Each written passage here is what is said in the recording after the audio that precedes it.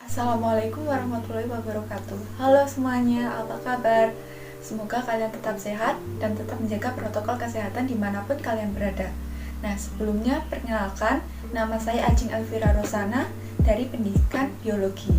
Nah, kali ini kita akan belajar biologi bersama-sama mengenai materi perubahan lingkungan.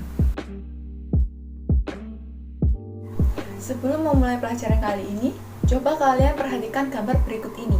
Apakah di lingkungan sekitar kalian ada yang mengalami perubahan lingkungan seperti ini? Dan sebenarnya apa sih yang menjadi penyebab terjadinya perubahan lingkungan ini? Jadi, permasalahan lingkungan selalu ada sepanjang umur manusia. Karena manusia itu sendiri sering tidak bijak dalam memanfaatkan lingkungan alam yang ada, sehingga menyebabkan perubahan lingkungan. Tujuan pembelajaran kali ini yaitu yang pertama, untuk mengidentifikasi faktor-faktor penyebab perubahan lingkungan. Kemudian yang kedua, untuk menganalisis dampak perubahan lingkungan. Ngomong-ngomong, dari kalian ada yang tahu tidak apa sih itu lingkungan hidup? Lingkungan hidup adalah lingkungan fisik yang mendukung kehidupan serta proses aliran energi dan siklus materi. Coba kita lihat gambar di samping ini.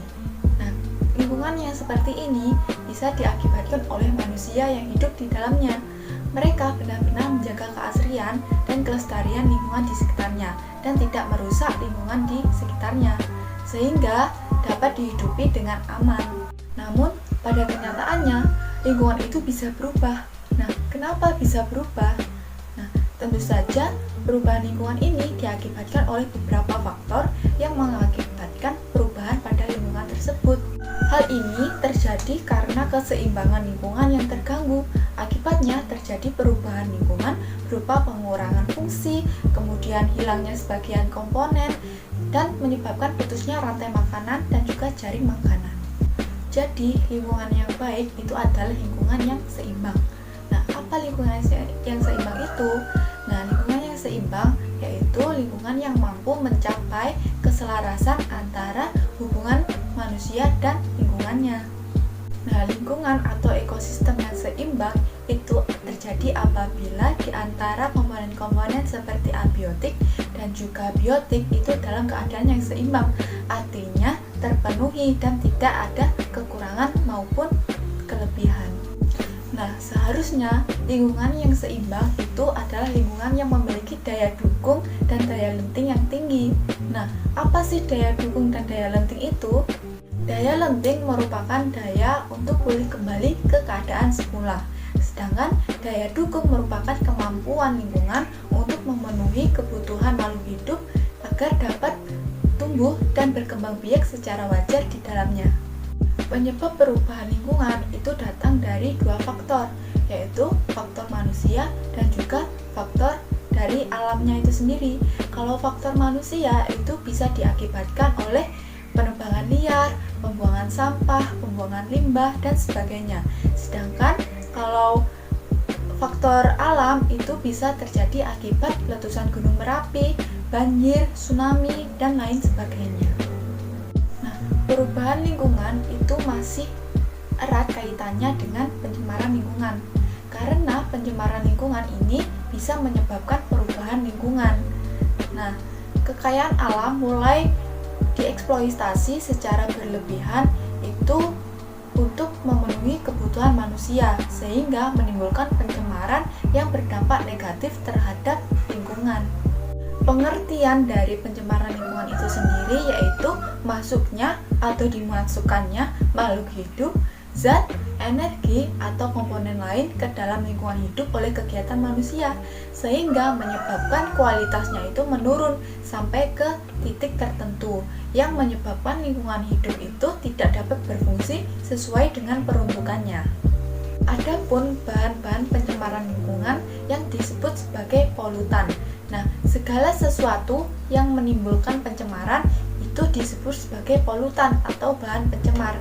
Nah, syarat-syarat suatu zat dapat dikatakan polutan yaitu jika keberadaannya itu dapat merugikan makhluk hidup karena jumlahnya yang melebihi batas normal, atau berada pada waktu yang tidak tepat, atau bahkan berada pada tempat yang tidak tepat.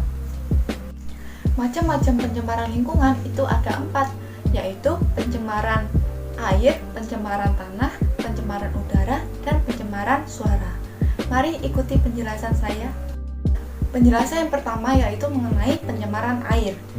Nah, pengertian dari pencemaran air yaitu merupakan suatu perubahan keadaan di suatu tempat penampungan air seperti danau, sungai, lautan, dan air tanah akibat masuknya organisme atau zat tertentu yang menyebabkan menurunnya kualitas air tersebut. Nah, seperti gambar berikut ini, kita dapat melihat pencemaran air itu bisa disebabkan oleh limbah industri, limbah rumah tangga, kemudian penangkapan ikan dengan racun, dan sebagainya. Jadi pencemaran air itu dapat menyebabkan menurunnya kadar oksigen di dalam air dan juga membunuh biota air, mengganggu kesuburan tanah, serta mengganggu kehidupan hewan, tumbuhan, dan juga manusia. Macam pencemaran lingkungan yang kedua yaitu pencemaran tanah. Nah, pencemaran tanah ini dapat diartikan yaitu semua keadaan di mana polutan itu masuk ke dalam lingkungan sehingga menurunkan kualitas tanah tersebut. Nah, di mana polutan ini bisa berupa zat bahan pencemar baik berupa zat kimia, debu, panas, suara, radiasi, dan juga mikroorganisme. Penyebab pencemaran tanah itu bisa diakibatkan dari limbah padat, limbah cair, limbah organik, limbah anorganik, limbah industri, dan juga limbah pertanian. Nah, dampak negatif yang ditimbulkan dari pencemaran ini akan menurunkan produktivitas tanaman dan juga akan berdampak pada kesehatan manusia.